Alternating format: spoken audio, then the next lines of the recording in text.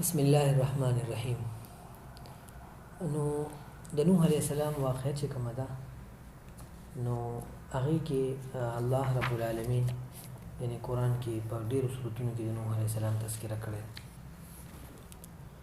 او د هغې خلاصه یعنی دا ده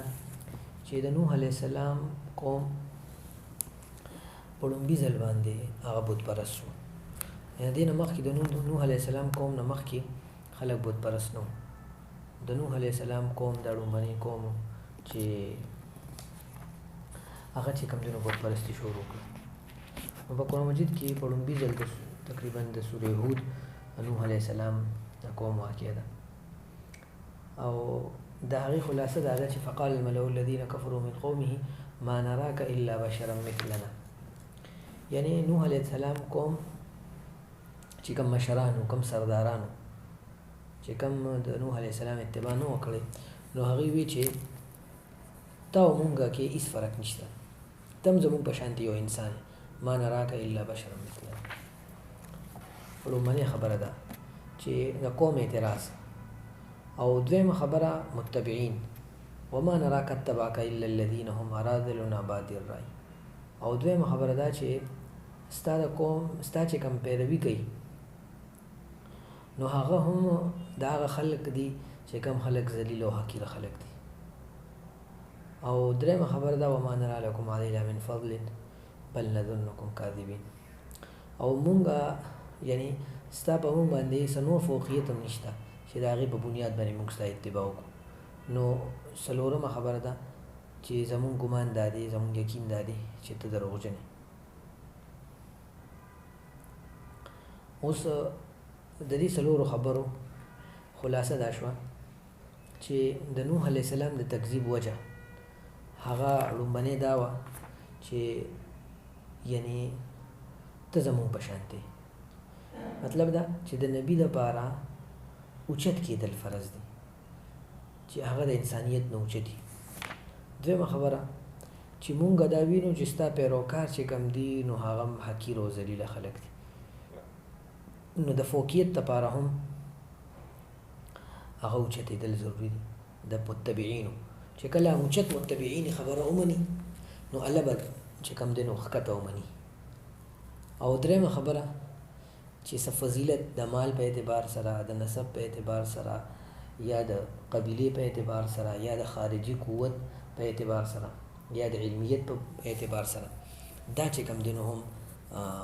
مونږ ته نه ښکاري. د دې وجې څلورمه خبره ورته دا وکړه چې مونږ ته ته دروغجن ښکاري. عمده څلور خبرې د امام مهدي علیه الرضوان یعنی په باره کې به خلک کوي. د ابتدا کې د امام مهدي علیه الرضوان ملګري به چې امام مهدي راځي نو خلک به وایي چې دا خو زموږ په شان دی، یعنې خلک دي،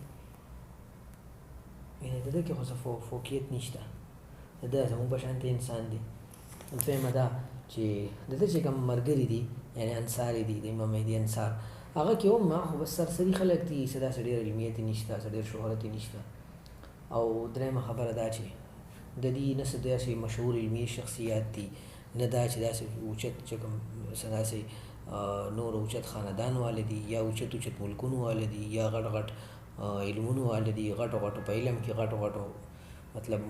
خلک چې هغې ډېر پیروکار وي، ډېر طالبان وي ورسره، ډېر کتابونه یې لیکلي وي. د هرې زمانې چې کوم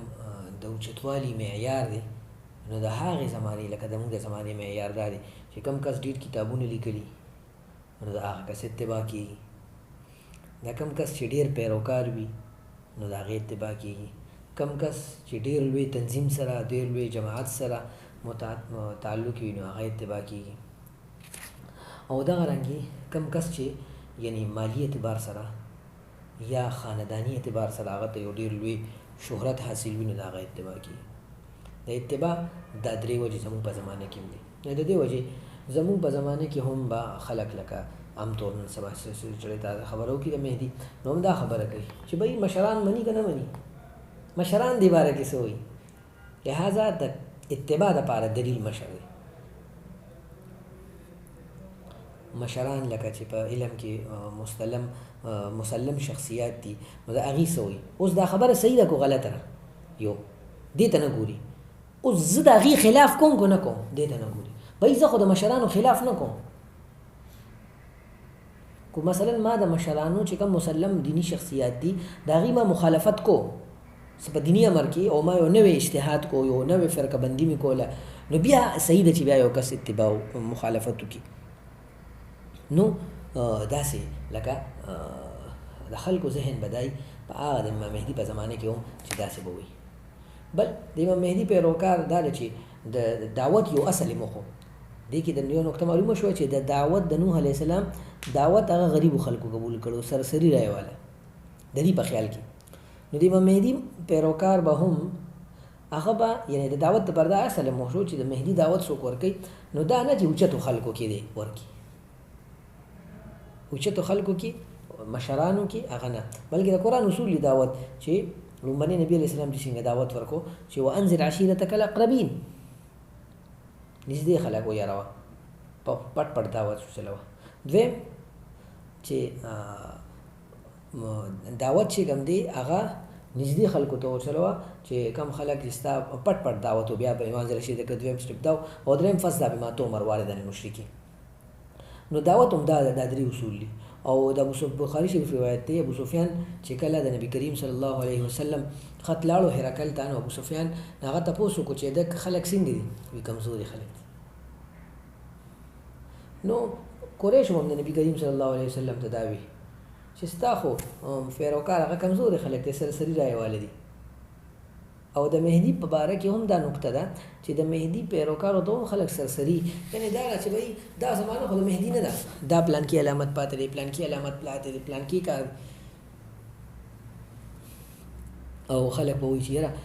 د خلکو دا تصورات دي چې مهدي به یو مافوق الفطرت شي. بعض خلک وایي چې دا په زمانه کې به اسلحه کار پرېږدي او ټکنالوژي به کار پرېږدي نو هغه زمانه به هم داسې مافوق الفطرت شانتي هله به چې کوم دی نو مونږ کار کوو. او بعض وایي چې مهدي به چې کوم دی نو په غار کې زمون په شان د انسان بني بلا عمر به 1200 کاله څومره 100 کاله به عمري. او بعض خلک وایي چې الله به بس راولي په یو شپه کې به بس هغه مافوق الفطرت شي به زمون په شان عام انسان بني چې په یو شپه کې به بس دغه شي. او چې کوم د مهدي منکرین دي هغه به وایي چې د مهدي موږ باندې فضیلت نشته ولې موږ د خبرو ومنو ملک موږ سره دی اسلحه موږ سره ده ټکنالوژي موږ سره ده خلک موږ سره دي. دې وجې هغې به هم تکذیب کوي. ادې وجې علامه ابن عربي رحمت الله علیه په فتوحات مکیه کې صاحب نبراس علامه عبدالعزیز فرهانی په خپل کتاب قید الاسلام کې د علامه فرهانی نه فتوحات مکیه نقل کړی دي چې د مهدي غټ مخالفین به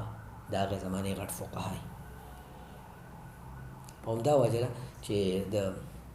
د هغه پیروکار به د دجال پیروکار به وي بلا خلکي. بعض روایت کې چې يهوديان دي بعض روایت کې راځي چې غټه غټه جوبې به چولي ځکه چې ظاهري چمک دمک ته بګوري. ادي وجه سورې کهف کې الله فرمای چې واصبر نفسك مع الذين يدعون ربهم بالغداة والعشي چې خپل ځان کلکټینګ کلک ایثار هغه خلکو سره چې سار او بیګا د الله ذکر کوي. ولا تدع عينك عنهم. دویم حکم ده چې یې نسترګې ماړه کو چې ستاسو سترګې واړه تريد زینت الحیات الدنیا دې مطلب دی ته دنیا زیب او زینت غواړي. او ولا تطع من اغفلنا قلبه عن ذکرنا او خپل ځان او خپل مطابق او دا خلکو چې کم خلق د کم خلکو د الله ذکر نه غافل وتبع هواه او پنځمه خلک چې خپل خواهشاتو پیروي کوي او شپږمه خلک وکانه امر فرطه چې دغه معاملې حد نه تجاوز کړي یعنی په کله کې دنه بچوکار کې دنه متجاوز کوي نو دا هغه خلکو اتباع مکوه. نو مطلب دا شو چې دنه دا ټول هر زمانه کې الله پاک په دې زمانه کې سورې کهف چې په هر زمانه کې د دې په هر نبی اسلام شاد دی چې جمعې پر ځای تلاوت کوي چې کله اخري زمانه فتنو نه بچ کې دوره پاره یو مؤثر دی ځکه چې په دې کې مؤثر د آیات دی. نو دا چې خلک د آیات چې ځان کم خلکو ته ګوري زنه چې تو خلکو ته مګوري نو دا نه کتل پکار چې پیروکار څنګه دي کمزوري دي دی غټ سړی دی غټ سړی نه دی خو چې حق خبره دی وجوي کنه وی حق خبره ته ګوري کسته مګوري چې دا څوک دی خبره ته ګوري چې دا څه خبره کوي. نو د دې جواب د شاته چې کوم قوم اعتراضونه وکړل او د دې نه چې کوم د فقهي مهدویات د فقه هغه ثابته شوه، نو د هغې جواب نوح علیه السلام د خپل هغه وکړو چې قال یا قوم ارایتم ان كنت علی بینة من ربي، کو زه د الله رب العالمین د طرف نه په یو حق دلیل باندې یم، و اتانی رحمة من عندي، ما له د خپل طرف نه رحمت راکړی دی، فامیت علیکم، او هغه رحمت په تاسو باندې پټ دی، نو انلزمکموها وانتم لها کارهون، نو وی زه تاسو باندې زه تاسو ته جبرن د الله لاره تاسو باندې نشم لازمولی چې د الله لاره تاسو ته جبرن وښیم او ستاسو هغه ناخوښي. نو د دې نه دا معلومه شوه چې د حقانیت دپاره د قرآن او د حدیث د اجماع او د قیاس پیمانه ده چې کله د یو کس خبره، د یو تنظیم خبره، د یو فرقې خبره د قرآن او د حدیث د اجماع او د قیاس د اصولو مطابق ده، نو دا د الله بینه ده. یو دویم، د الله رب العالمین د طرف نه یو کس ته رحمت ملو شو، چونکې نبوت دروازه بند ده، ولایت په ملاویږي، ولی جوړیږي د الله طرف نه، نو امام الاولیاء، امام المتقین، امام المجددین هغه به امام مهدي صاحب په آخري زمانه کې لکه تواتر معنوي سره دا خبره ثابته ده. نو مهدي مبارک د دې چې هغه به یعنی د هغه ته د الله رب العالمین طرف نه رحمت، خلافت هم د الله رحمت دی، نو الله رحمت هغه ته ملو شو، او خلکو باندې په علماو باندې نیکانو خلکو باندې دا هغه زمانې په نیکانو خلکو باندې دا خبرې واضحه نه دي. نو اوس په جبر باندې یو کس ته نشي لازمولی چې ته په زور یو کس باندې یو شي وروتپې، یو کس له سترګو پس یو شي ورومږي، نه، یو کس یو شی نه خوښي، نو دې کې دا دعوت یو طریقه وښودلې شوه چې بس ته یو کس ته خبره وکړه، کو هغه مني ښه پخه، کو نه مني بیا بسې په زور یې پسې مه ورتپه، په زور یې پسې لازمه کومه. دې وجې د امام مهدي صاحب د انصار او باره کې حدیث کې راځي، عبدالله مسعود رضی الله عنه طویل حدیث دی کې یو جز دا دی چې لا یفرحون باحد ولا یستوحشون من احد، د چا په راتلو به خوشحالېږي نه، چا په تلو به خفه کېږي نه، لکه څنګه چې د حدیث کې چې انلزمکم، دې روایت کې آیت مبارک دی چې انلزمکموها وانتم لها کارهون، چې یو کس یو شی ناخوښوي نو ته به نشي لازمولی، خامخا خو طبیعي طور انسان د چا په راتلو خوشحالېږي، چا په تلو خفه کېږي، خو داسې خفګان به نه چې روح یې پسې الوځي، یا داسې خوشحالي به نه چې هغې نه بېتابه شي. نو مطلب مې دا د خبرې چې د امام مهدي د زمانه ده د حقانیت دپاره معیار قرآن او حدیث او اجماع قیاس دی، څنګه چې ما مخکې وویل. نو اوس دا د اتباع دپاره دلیل دی، د یو کس خبره د یو کس د عام انسانانو په شانتې کېدل، یا د یو کس پیروي کوونکي هغه عام خلک کېدل، سره غریب خلک کېدل، یا یو کس سره فضیلت نه میلاوېدل، دا د فوقیت دلیل نه دی، بلکې دا چې کوم د فوقیت دلیل هغه د قرآن او د حدیث د اجماع او د قیاس او د وحدت امت معرکه ده، چې وحدت امت یو کس کوي په دې زمانه کې، قرآن او حدیث اجماع قیاس هم کوي، وحدت امت هم کوي، او ټول خلک په یو پلیټفارم باندې راجمع کړي، داسې یو بنیاد دی. نو هغه چې کوم دی د الله رحمت دی، نو کو دا په چا باندې پټ دی، دا موږ په چا باندې ښکاره کولی نه شو، دا موږ چا پسې یعنی چپکولی نه شو، چا پسې موږ په زوره یو کس نه شو راوستلی، دا د هر کس کار دی. دې وجې د امام مهدي انصارو باره کې راځي دوی ته په چا باندې زور نه کوي، څوک ورسره راځي ښه په هغو چې څوک ورسره نه راځي په چا باندې به زور نه کوي، ولې ځکه چې دا د قرآن اتباع ده، لکه چا پسې خبرې نه کول، یو کس تکفیر نه کول، بس چې څوک خبره مني هغه مسلمان دی، څوک نه مني کافر دی، نه، ټول مسلمانان دي، ټول مسلمانان دي، څوک د الله حضور دین قایلي، د الله دین مني، د الله رسول دین مني، نو بس دا مسلمانان دي. وشو خبر؟ نو دا ويا قوم لا أسألكم عليه مالا إن أجري إلا على الله وما أنا بطارد الذين آمنوا إنهم ملاقو ربهم ولكني أراكم قوما تجهلون ويا قوم ينصرني من الله إن طردتهم فلا تذكرون. نو دا الله رب العالمین دین دپاره نوح علیه السلام وایي چې تاسو سمال نه غواړم، او چې کوم زما متبعین دي نو هغه غریبانان دي، زه ستاسو د وجې غریب نشم مثلا. اوس یو کس چې کوم دی د یو کس نه ته پیسې نه غواړئ، او ستا سره غریب خلک دي، نو دا د خلکو نه راتلو معنی دي چې تا سره غټ خلک راشي بیا والا زه ستا منم، نو دا د حقانیت دلیل نه دی، دا د دې خبره دلیل چې دا خلک ناپوهه دي، قوما تجهلون. او بل خبره دا ده چې څلورمه خبره چې کوم نوح علیه السلام وایي زه دا نه وایم چې لا اقول لکم اني خزائن الله، چې ما سره د الله خزانې دي، ولا اعلم الغیب، او نه زه دا وایم چې ما سره غیب دی، ولا اقول اني ملک، او نه زه دا وایم چې زه فرشته یم، ولا اقول للذین تزری اعینکم، او وی نه زه هغه خلک چې کوم خلکو ته تاسو سپک ګورئ نو چې تاسو دا وایئ چې لن یؤتیهم الله خیر، دې خلکو له به الله هېڅ ښېګړه نه ورکوي، نو د هغې ښېګړه ورکول نه ورکول د دې خو الله ته پته ده، او د هغې پړونو کې چې څه دي نو هغه هم الله ته پته ده. الله وایي که چېرې زه داسې وکړم چې دې وشړم نو بیا به زه چې کوم دی نو ظالم یم. د دې وجې د امام مهدي انصار به حدیث کې راځي قزعون که قزع السحاب، دا به د دنیا د ګیر چاپېره داسې راغونډ شي لکه څنګه چې د باران دپاره مختلفو د اسمان په مختلفو علاقو نه د اسمان د مختلفو اطرافو نه وریځې راغونډې شي، نو داسې د امام مهدي انصار به هم داسې راغونډ شي.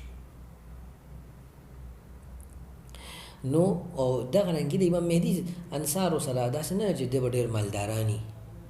یا به دا چې کوم دی نو څه ډېر غټ غټ اولیایي یا دا چې کوم دی نو دا به فرشتي لکه څنګه چې بعض روایت دي دا فرشته به اسمان نه اواز کوي، موږ به ورسره ملګري کېږو. د نبي علیه السلام دپاره فرشتې اواز نه دی کړی، نوح علیه السلام دپاره فرشتې نه دی کړی، دا خو بیا دغه نه شو که نه، یؤمنون بالغیب نه شو. نو یو خو د سورې هود خبره خو دا ده، او دویمه چې کومه خبره ده د سورې نوح. نو الله رب العالمین نوح علیه السلام قوم چې کوم دی نو هغه مختلف قسمه د هغه لپاره دعوت ورکو، او چې کله قوم هغه ونه منل نو الله رب العالمین هغه بیا چې کوم دی نو هغه تباه کړو. نو او بیا د قوم دا د نوح علیه السلام د قوم چې کوم دی هغه ورته یاره نوح علیه السلام ته یې ویل چې بس ته مونږ له اوس دغه راوړه دلیل وړه کو نشي وروړی، نو بس بیا مونږ باندې عذاب راولئ. نو الله رب العالمین نوح علیه السلام قوم باندې عذاب راوستو، او بیا چې کوم دی نوح علیه السلام کشتۍ جوړه کړه. نو او بیا د دې وجې حدیث کې راځي چې زما د آخري زمانه کې زما د اهل بیتو متبع او د هغې په کشتۍ کې ناس په شان د هغه کس دی چې کم کس په سفینې نوح کې کېناستو. نو څنګه چې نوح علیه السلام په کشتۍ کې څوک کېناستو هغه بد شو، او چې کم د نوح علیه السلام کشتۍ نه کوز شو نو هغه هلاک شو، د نوح علیه السلام زوی هم هلاک شو. نو د دې وجې لکه دا ده چې د نوح او د هغه کشتۍ چې کوم دی د امام مهدي کشتۍ ده چې دې ته به الله رب العالمین د هر قسمه فتنو نه هغه نجات ورکوي. نو او د دې نه علاوه چې نور کوم څنګه خلک نو هغه به الله هلاکوي، لکه څنګه چې په د دې حدیث نه معلومیږي چې نوح علیه السلام نه کشتۍ نه علاوه کوم موسی شو هلاک شو، او دغه رنګې د مهدي د کشتۍ نه چې کوم کسان کوز شو نو هغه به هلاکېږي. نو چې حق معلوم شو نو بیا پکار دا ده چې اوس د نوح علیه السلام قوم چې کله کشتۍ جوړوله، نوح علیه السلام کشتۍ جوړوله، نو قوم ورته وی چې الله ورته حکم وکړو چې ته کشتۍ جوړه کړه. نو کشتۍ جوړه کړه، هغوی به پسې خندل. نو دغه رنګې چې کله یو کار کېږي نو خلک به پسې خاندي، د مهدي محنت کېږي، مهدي نصرت کېږي، خلک به پسې خاندي. خو بیا وروسته د هغې انجام معلوم شو، وروسته به د هغې لکه چې علامات نوح علیه السلام ته معلوم شو. نو دغه رنګې سنجیده خلکو ته علامات ښکاري، چا چې علامات نه ښکاري نو هغوی بس خپل دنیا په شغل کې لګیایي. لکه د عراق حالات، د شام حالات، دا د علامت دی چې مهدي پیدا شوی دی، دا د علامت دی. اوس موږ ته معلوم نه دی، د دې مطلب دا نه چې موږ خپل کار پرېږدو، نه، بس الله پاک به پیدا کړي چې دا علامت د دې چې مهدي به دې پسې راځي. نو لکه د قوم خندا او د قوم چې کوم دی نو جړه، د قوم بیا یعنی نوح علیه السلام ته خبره منل نه، او نوح علیه السلام نوح علیه السلام استهزا به یې کوله. نو نوح علیه السلام چې کوم دی نو یعنی نوح علیه السلام ته به وی چې واسن الفلک ويصنع الفلك كلما مر عليه ملأ من قومه سخروا منه قال إن تسخروا منا فإنا نسخر منكم كما تسخرون فسوف تعلمون من يأتيه عذاب يخزيه وسوف يعلمون من يأتيه عذاب يخزيه ويحل عليه عذاب مقيم.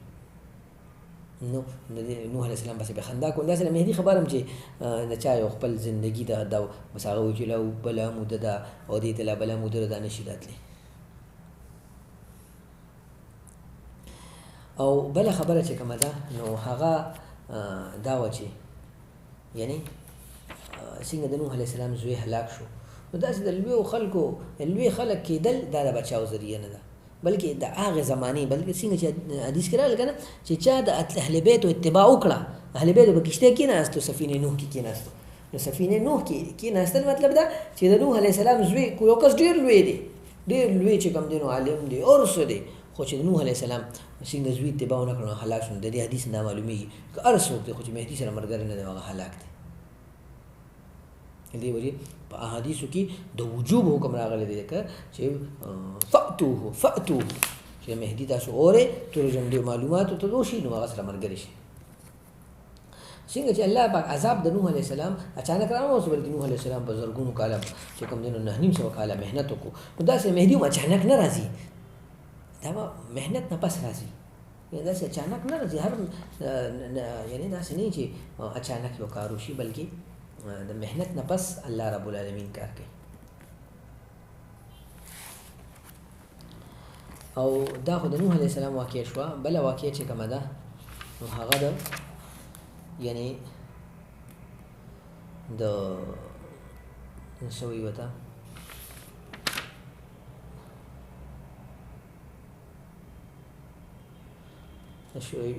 یوسف علیه السلام پورې موږ را رسېدلي وو که نه؟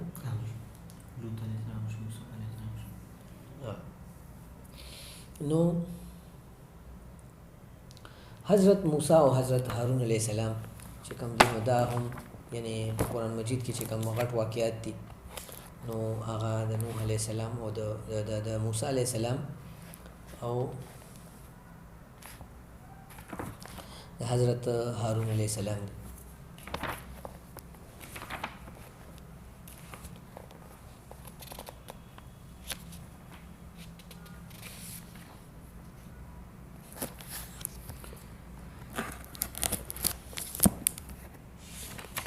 په قرآن کې د ټول نه زیات چې کوم دي نو واقعات هغه د حضرت یعنی موسی علیه السلام راغلی ده او د فرعون چې هغه سره کوم خبرې شوي دي نو هغه راغلی ده. او د دې نه دا معلومیږي چې د دې چونکې قرآن کې تذکره ده، قرآن د دې امت لپاره دی، د دې دا معلومیږي چې دا امت په دې امت کې به ډېر زیات خلک،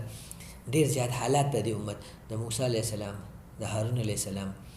او د فرعون او د فرعوني لښکر او د فرعوني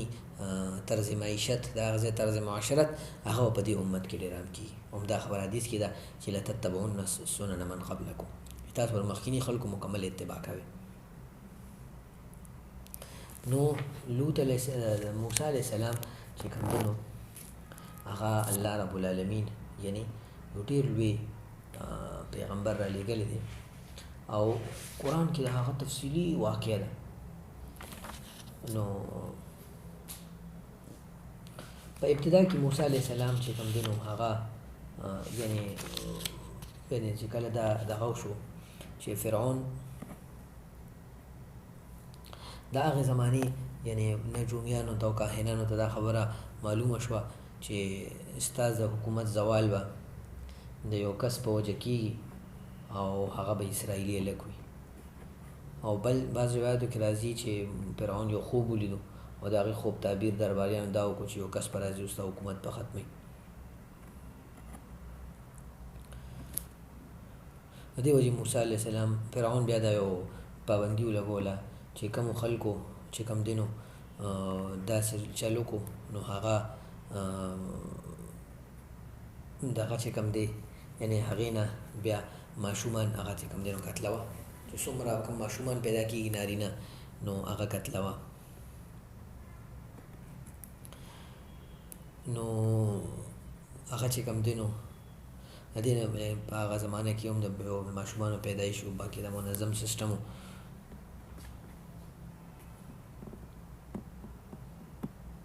نو هغه چې کوم ماشوم به د خلکو معلومات پې کول نو هغه به چې کوم دی نو قتلو. نو بیا الله رب العالمین دا واقعه په مختلفو صورتونو کې نقل کړې ده، یعنی قرآن مجید په هر صورت کې تقریبا په هر دویم دریم صورت کې د هغې تفصیلي واقعه ده. نو چې د قرآن مجید کې لکه د موسی علیه السلام د پلار تذکره یې ځای کې نشته، د موسی علیه السلام د مور تذکره ده. موسی علیه السلام چې کوم دی نو یعنی دغه رنګې الله رب العالمین پیدا کو او الله رب العالمین د فرعون په کور کې بیا لوی کو. اوس کیسه دې ځینې شروع کېږي لکه دا خو واقع شوه، په دې نه دا معلومه شوه فرعون د دې شاته واقع نه چې دشمن ته پته لګېدی شي، یو کس ته مخکې دشمن ته پته لګېدی شي، نو دې نه معلومه شوه چې د مهدي هم پته لګېدل دا څه بده خبره ده. پته ولګېده د خپل نجومیانو نه یا بعضو یاد کوي چې تورات نه هغه ته دا استنباط وشو، نو دا معلومات دا څه بده خبره نه ده.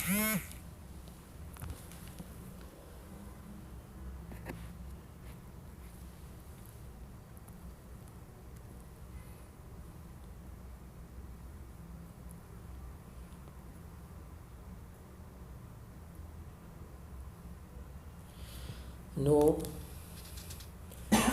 چې کله دا معلومه شوه نو دې نه دا معلومه شوه چې یعنی پته لګېدی شي د مهدویاتو سره متعلقه دې نه دا مسله معلومه شوه چې دشمن ته پته لګېدی شي. دغه رنګې مهدي ته د مهدي په باره کې هم یعنی پته لګېدی شي دشمن ته چې بهی اوس پیدا کېدو وخت دی، پیدا کېدو وخت دی، نو چې دشمن ته پته لګېدی شي نو دوست ته پته نشي لګېدی. یو دویمه خبره چې کومه ده نو د اوحینا الی ام موسی ان ارضعیه، وایي مونږه وحی وکړه د موسی علیه السلام مور ته. موسی علیه السلام ابتدا کې چې کله پیدا شو مور موسی علیه السلام دغه ته مور الله پاک ورته وایي چې ان ارضعیه ته دله پی ورکوه، فاذا خفت علیه فالقیه فی الیم،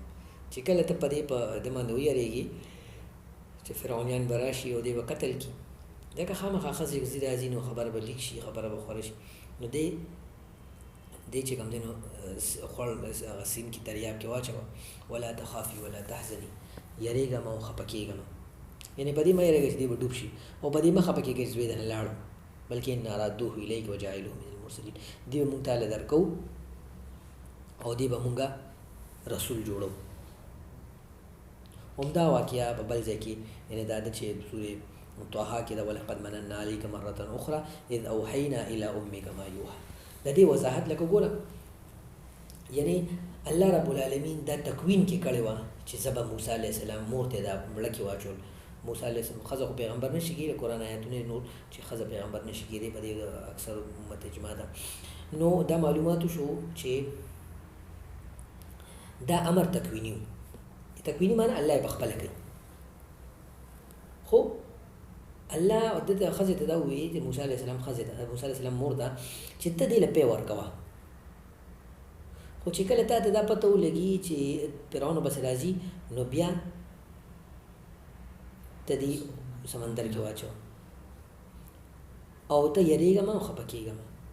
دې به مونږ تاله درکوو او دې به مونږه پیغمبر جوړو. نو د مخکې نه یې ورته ووایي چې دې به مونږ پیغمبر جوړو، نو د مخکې نه مور ته څنګه دشمن ته پته ولګي، مور ته پته ولګي دې به د مخکې نه پیغمبري، نو خلکو ته مخکې نه پته لګېدل چې دا کس به مهدي، دا بده خبره نه ده. یو دویمه نقطه ته دا معلومیږي چې دا تکویني امر دی. تکویني امر دا دی، تکویني امر دا الله کار لکه خلک وایي کنه مهدي تکویني کار دی، نو دا موسی علیه السلام پیدایش هم تکویني کارو، خو پی ورکول دا تکویني کار نه بلکې دا چا کارو؟ مور کارو. مور دا کولی شو چې هغې ته وایي راشه وایي سړی قتل پیدا شوی دی راشه مړ کړې، دا یې ویلی شو نه.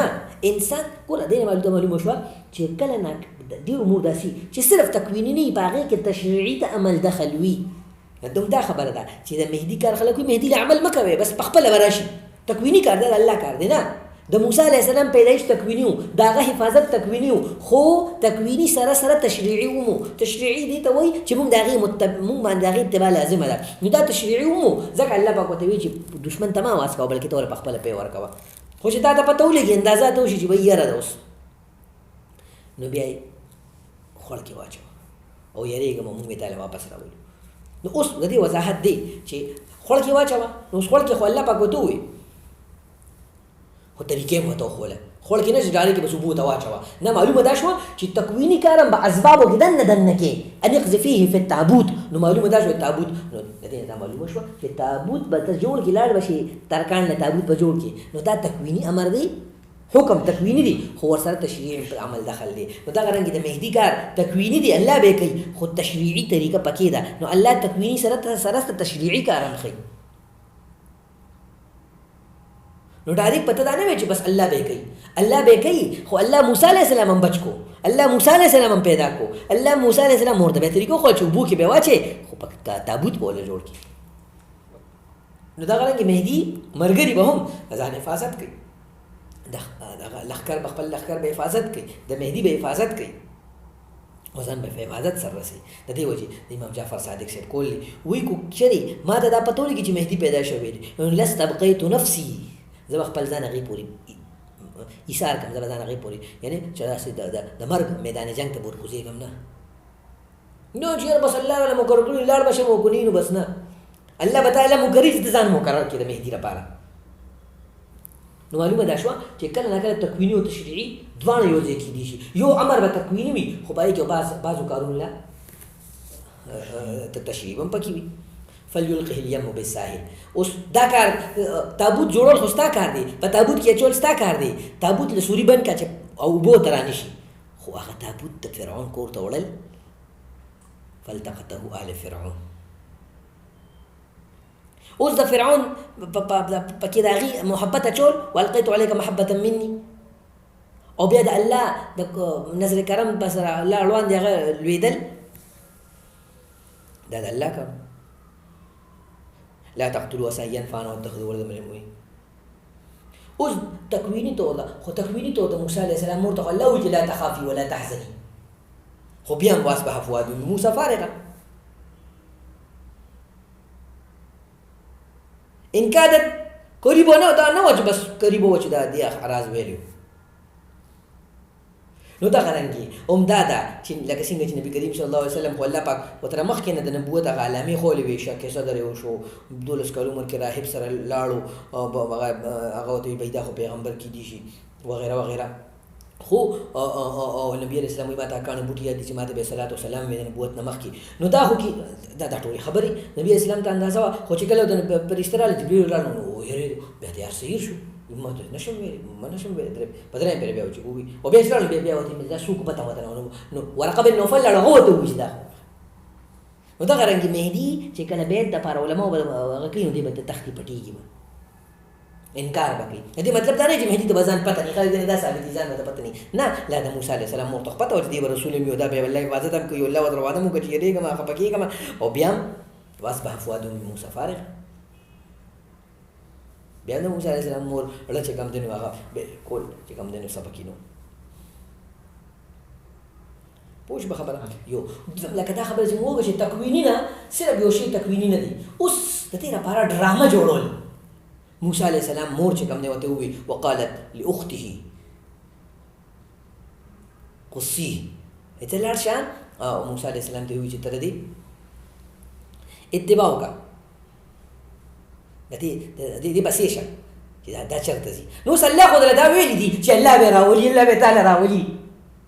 دا وی کنه ان رادوه الیکی چې الله ته دا وی چې الله به الله ولي نبی او پس دا خور ولي بوزي. دا ورنګ مهدی خو به الله راولي همون پس ولي ګرځو پوه نه شو مهدی خو الله راولي کنه نو موږ پس وکړل پکار دي نه دي ګر پکار کنه. نو موسی علیه السلام بخو الله را واستو مور ته وی چې ان رادوه الیکی موږ ته را واپس کوو. نو بیا وسره خور ولې لګل وقالت لاختي قصي چې تو پس لاړ شه.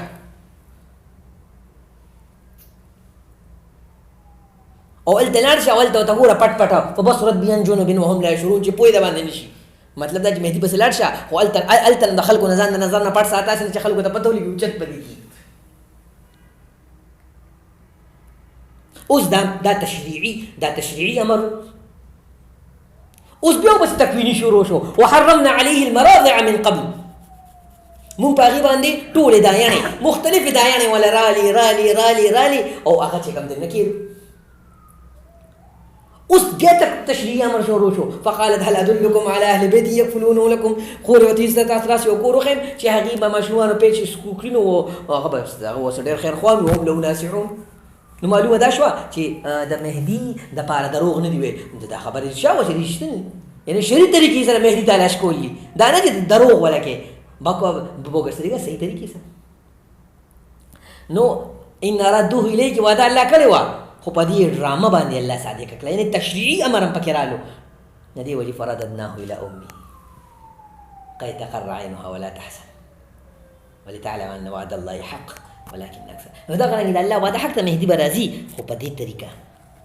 چې د موسی علیه السلام حفاظت الله تشریعي او تکویني دواړو امر وکړو، نو د مهدي راتلل به ډارې کېږي بغیر د تشریعي. د دې وجې حدیث کې راځي چې فاتوه فعل امر دی، فعل امر د وجود لپاره دی، مطلب تاسو خامخا مهدي له راشئ. تور جنډي وینې خامخا چې عراق او شام واقع وشي خامخا مهدي نصرت شروع کړي، مهدي لپاره اواز شروع کړي. دې وجې چې اووه علما دې وځي او هر عالم د ځان سره 313 کسان تیار کړي، داسې کسان چې هغه د مرګ او د ژوند هغې چې کوم دی سره خبرې وکړي چې مرګ او ژوند به راځي، خو موږ به د لارې نه وړو تر څو چې مهدي نه دی راوستی.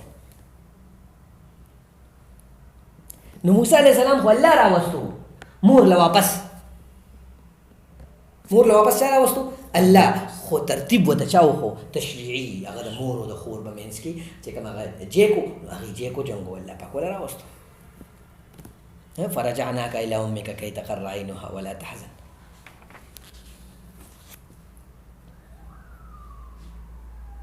بیا چې ولما بلغ اشده اتیناه حکما وعلما وكذلك نجزي المحسنين. بیا چې کله موسی علیه السلام لوی شو الله والعلم ورکو. دغه رنګې حدیث کې راځي چې مهدي سره به فقه 10، بل حدیث کې راځي چې معه نور و بیان، چې نور به یې ورسره بیان به ښکلې وضیح فصیح خبرې به کوي، او موسی د لسو کسانو مطابق به ورسره غټ علم وي مهدي سره.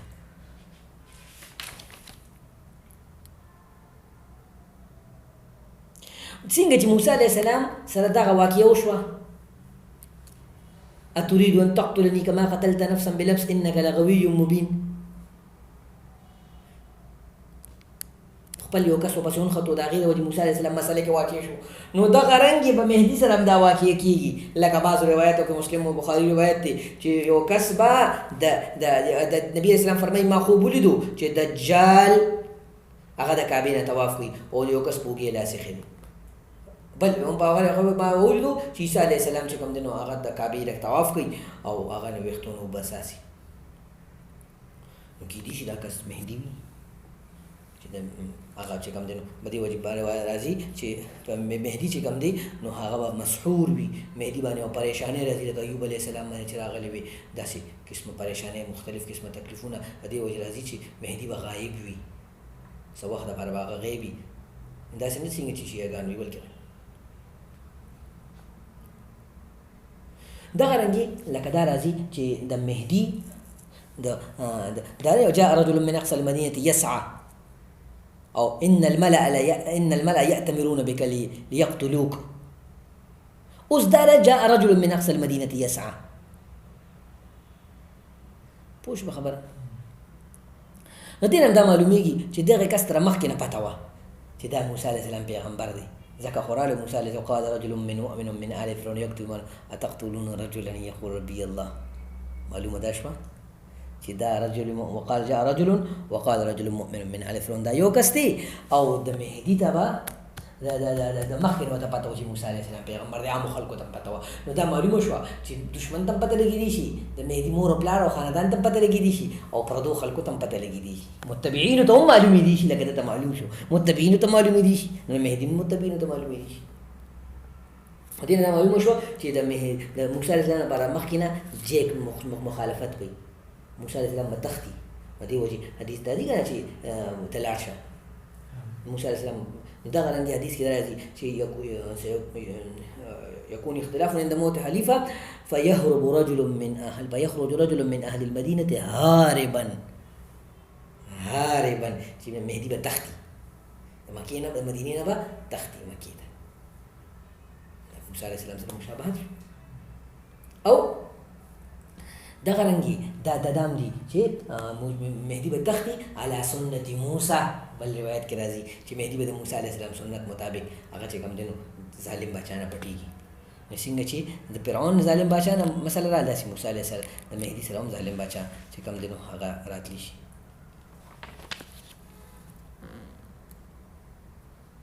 څنګه چې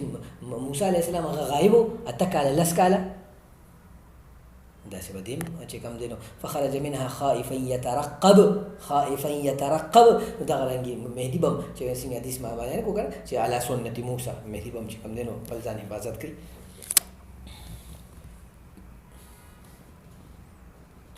نو مهدیت دا ګلونو حمیل نه دی بلکې دا د ټینشنونو یو جاله ده لکه څنګه چې پیغمبري ټینشنونه نه دي وجه وایي چې مهدي به یو غټ ولي که نه نو او د بولی د پاره دا شرط دی چې لکه الله والی نو الله طلبي بلا طلبي درویشي دل ریشي وی الله ته غواړي بلا غواړي او درویشي غواړي د باراره کې لکه دا حدیث کې دی کنه چې اشد البلاء علی الانبیاء ثم الامثل فالامثل. مهدي هو ټول زیات نه ټول تکلیفونه مهدي ته دی چې لکه نبی اسلام په ټول زیات مو تکلیفونه مال راځي چې کوم تکلیفونه ماته په طائف کې ملو شوی.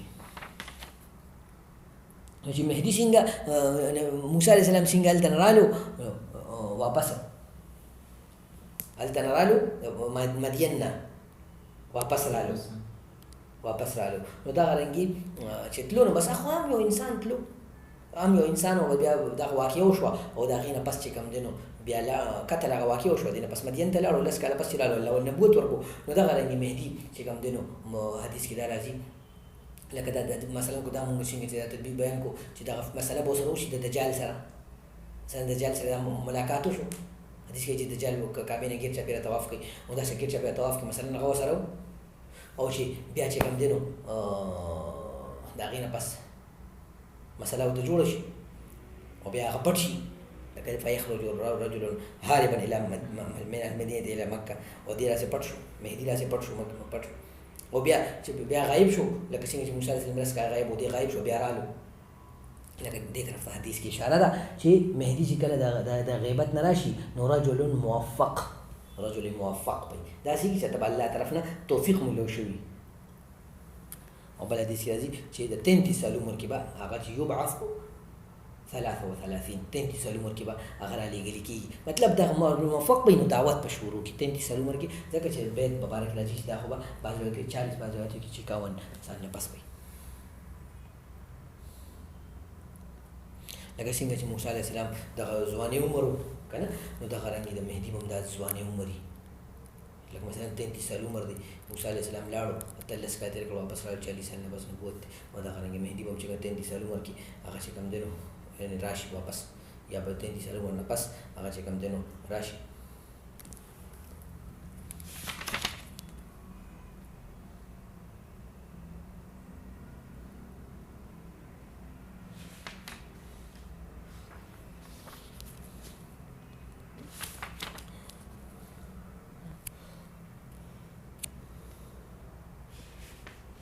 همدا خبره ده کنه چې فلبست سنین فی اهل مدین ثم جئت على قدر یا موسی واصطنعتك لنفسي وشو خبره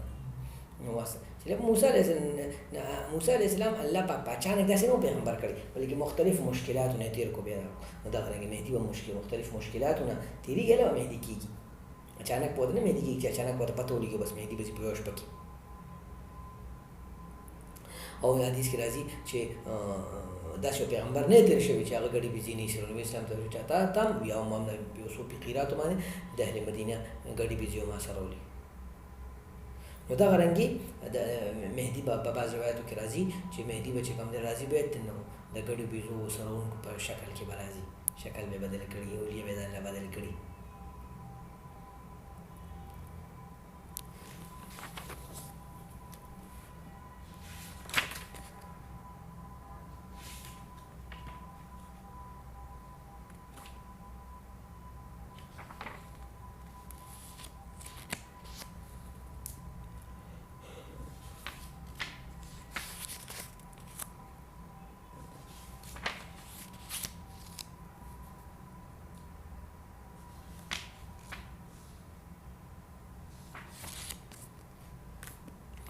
دا ده کنه چې موسی علیه السلام چې وحی عقدة من لسانی يفقهوا قولي او بل آیات کې فرعون ته وایي چې تاسو چې کوم دین رجل غیر مبین وافصح من لسان انا عقدة من لسانی نو بل دا دغه چې موسی علیه السلام ورنو سم درنو او د هغه چې کوم دینو مهدي دا به هم چې کوم دی نو د حسین او حسن رضی الله د فاطمې رضی الله دوه بچي نو دا دواړه موسی علیه السلام او هارون علیه السلام سره مشابهت دی. نو موسی علیه السلام په ژبه کې لکنت و، د دې وجې د مهدي په ژبه کې هم لکنت دي. بس دا وایي که نه، نو ژبې لکنت معنی دا نه ده چې یعنې داسې به وي چې هغه لکنت به بل روایت کې راځي چې داسې به وي چې هغه به هوښیار سړی به په هغې پوهېږي،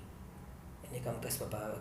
هغې پوهېږي چې کم سړی هغې ته ډېر غور سره توجه سره، ځکه چې بل روایت کې چې نور نو بیان مطلب بیان به کولی چې داسې چې چاړه به او خبره کې به داسې لکه دغه لکنت به داسې چې سړی ورته غوږ کېږي نو هغه پوهېږي. لکه بعض خلک داسې چې خبرو کې نو ساه یې بنده شي، مهدي هم داسې. موسی علیه السلام له لومبنۍ وحي چې راله لومبنۍ وحي نو دا ده چې ان الساعة آتیة اکاد اخفیها، قیامت را روان دی. ان الساعة آتیة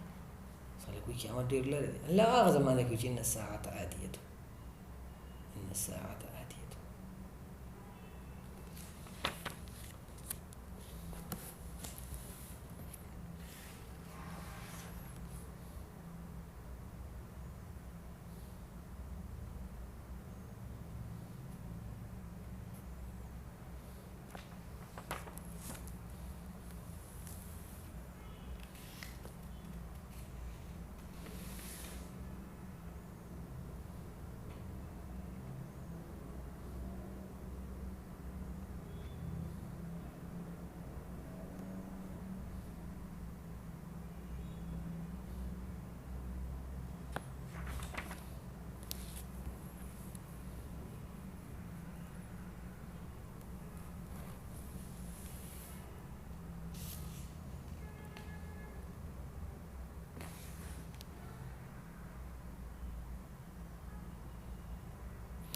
دا ده که نه چې موسی علیه السلام ته الله رب العالمین چې دي ته او بني اسرائیلو ټولو ته الله پاک دا وایي چې وجعلنا منهم ائمة یهدون بامرنا لما صبروا وکانوا بآیاتنا یوقنون.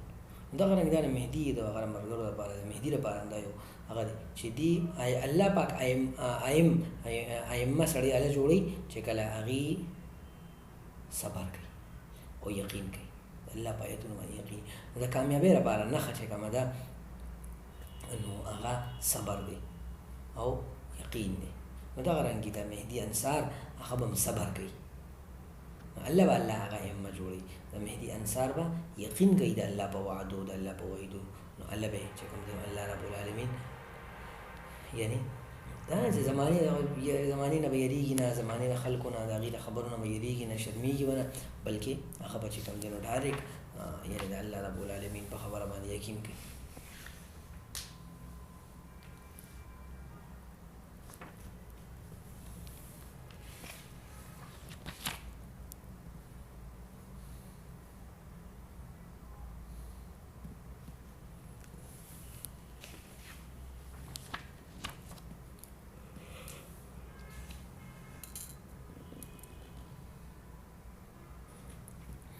دا بل واقع ده چې وقال موسی علیه السلام قال فرعون یا ایها الملأ ما علمت لكم من اله غیر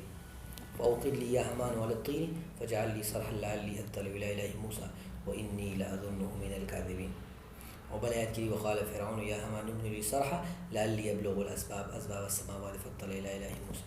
واني لاظنه كاذبا. كذلك زين لفرعون سوء عمله وصد عن السبيل وما كيد فرعون الا في تباب. نو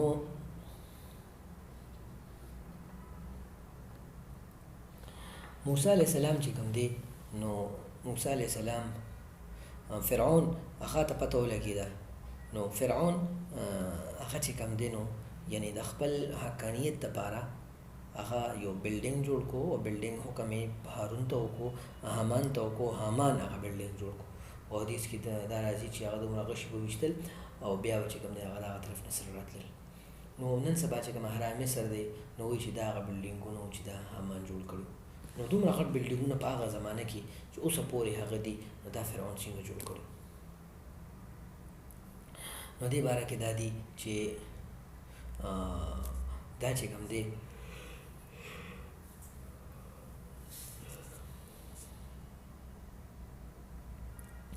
دا دي په داسې طریقې جوړ کړي چې د هغې زمانې چې کوم کس و یعنې کومه واقعه چې د سامري واقعه ده نو په هغې کې باید تفسیر یعنې تفصیلا راشي نو دا ولا هغه په خپل جادو سره او په خپل هغه سره جوړ کړي